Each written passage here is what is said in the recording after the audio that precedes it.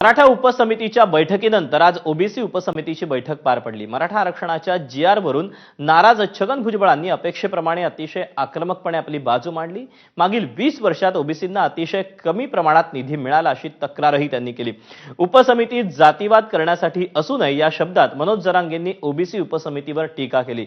तर मराठा उपसमितीचे अध्यक्ष राधाकृष्ण विखे पाटलांनी सामंजस्याची भूमिका कायम ठेवली। दिवसभरात नेमकं काय घडलं याचा आढावा घेणारा हा स्पेशल रिपोर्ट।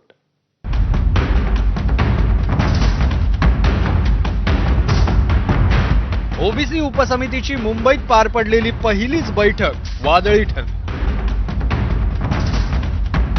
उपसमितीचे अध्यक्ष चंद्रशेखर बावनकुळे आणि छगन भुजबळ, गणेश नाईक, पंकजा मुंडे, अतुल सावे, संजय राठोड, गुलाबराव पाटील, दत्ता भरणे असे सगळेच सदस्य मंत्री या बैठकीला उपस्थित होते। मात्र सर्वाधिक चर्चा झाली ती छगन भुजबळांची। मंत्री छगन भुजबळांनी ओबीसी उपसमितीच्या बैठकीत आपला आक्रमक पवित्रा कायम ठेवला। मराठा आरक्षणाच्या जीआर वरून त्यांनी आपली भूमिका ठामपणे मांडत जीआर मधील काही शब्दांवर आक्षेप घेत अधिकाऱ्यांवर संताप व्यक्त केला। या बैठकीत भुजबळ नक्की काय म्हणालेत ते पहा। मराठा समाजासाठी काढलेल्या जीआरमुळे ओबीसीला फटका बसणार। जीआर निघाल्यानं आता आपण सर्व असहाय्य आहोत। जीआर मधील काही शब्दांवरही भुजबळांनी आक्षेप घेतला। जीआर काढल्याप्रकरणी भुजबळांनी इतर मागासवर्गीय विभागाच्या अधिकाऱ्यांना धारेवर धरलं। मराठा समाजाला गेल्या काही वर्षात मोठा निधी मिळाला, मात्र ओबीसी मध्ये अनेक जाती असूनही निधी कमी मिळाला। ओबीसींना कमी निधी देण्यावरून सरकार आणि वित्त विभागाचं समर्थन होऊ शकत नाही। इथून जर प्रश्न सुटला नाही तर थेट कोर्टात जाऊन आम्ही निर्णय घेऊ असं भुजबळ म्हणाले आहेत। पारंपरिक कुणबी प्रमाणपत्राबद्दल विरोध नाही, मात्र अवैध दाखले देऊ नयेत अशी भूमिका मंत्री पंकजा मुंडेंनी मांडली। ओबीसींवर अन्याय होणार नाही याचा पुनरुच्चार त्यांनी केला आणि भुजबळ नाराज नाहीत असा विश्वासही व्यक्त केला। कुणबीच्या नोंदीच्या संदर्भामध्ये ज्या ऑलरेडी आहेत त्याच्याबद्दल आमचं कुठलंही मत नाही, पण कुठलेही अवैध दाखले दिले जाऊ नये, कुठल्याही प्रकारचे सरसगट दाखले दिले जाऊ नये आणि आतापर्यंत जे दाखले दिले आहेत त्याची श्वेतपत्रिका काढावी, त्या दाखल्यांच्या संदर्भामध्ये पडताळणी करावी अशा प्रकारची ठाम भूमिका देखील आम्ही घेतलेली आहे। दुसरीकडे मराठा आंदोलनात मृत्युमुखी पडलेल्या नातेवाईकांना सरकारनं 9 कोटी 60 लाख रुपये वर्ग केले।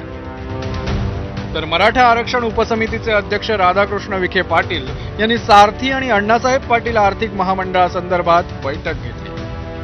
बैठकीला अण्णासाहेब पाटील आर्थिक विकास महामंडळाचे नरेंद्र पाटील आणि सारथीचे अधिकारी उपस्थित होते।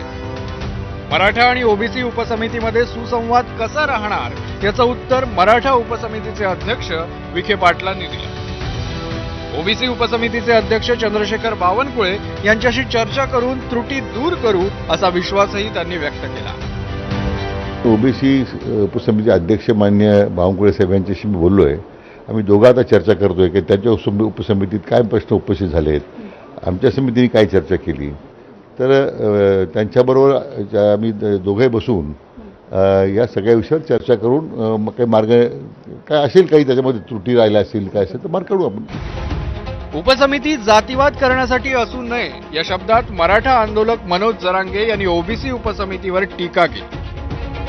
ओबीसीच्या उपसमितीमध्ये एकही मराठा मंत्री नाही अशीही तक्रार करत मुख्यमंत्र्यांनी यात लक्ष घालावं अशी विनंती जरांगेंनी केली आहे।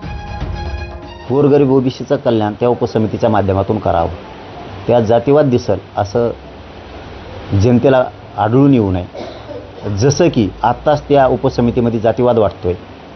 मराठ्यांच्या उपसमितीत मात्र ओबीसीचे मंत्री घेतले जातात, पण ओबीसीच्या उपसमितीत मराठ्यांचे एकही मंत्री नाही। हा पण विचार करण्याचा गोष्ट आहे। याच्यावरही फडणवीस साहेबांनी लक्ष देणं गरजेचं आहे आणि ते द्यावं। मुंबईत या बैठका सुरू असताना दुपारी मुख्यमंत्री फडणवीस आणि मंत्री छगन भुजबळ यांनी एकाच विमानानं मुंबई ते नाशिक असा प्रवास केला। नाशिकच्या इलेक्ट्रिकल टेस्टिंग लॅबच्या लोकार्पण सोहळ्यासाठी दोन्ही नेते आज एकाच व्यासपीठावर होते।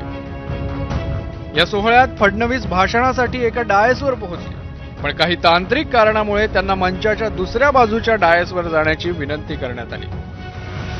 यावेळी भुजबळांच्या नाराजीवरून मिश्किल टिप्पणी करण्याचा मोह फडणवीसांना आवरता आला नाही. मी भुजबळ साहेबांच्या बाजूने बोलावं अशी तुमची इच्छा दिसते.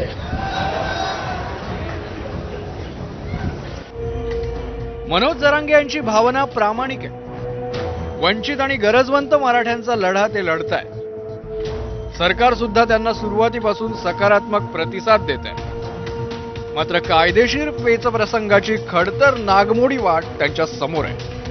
ती समजून घेत हातात हात धरून दोन्ही बाजूंना आता त्यांना पुढे जात राहावं लागणार आहे.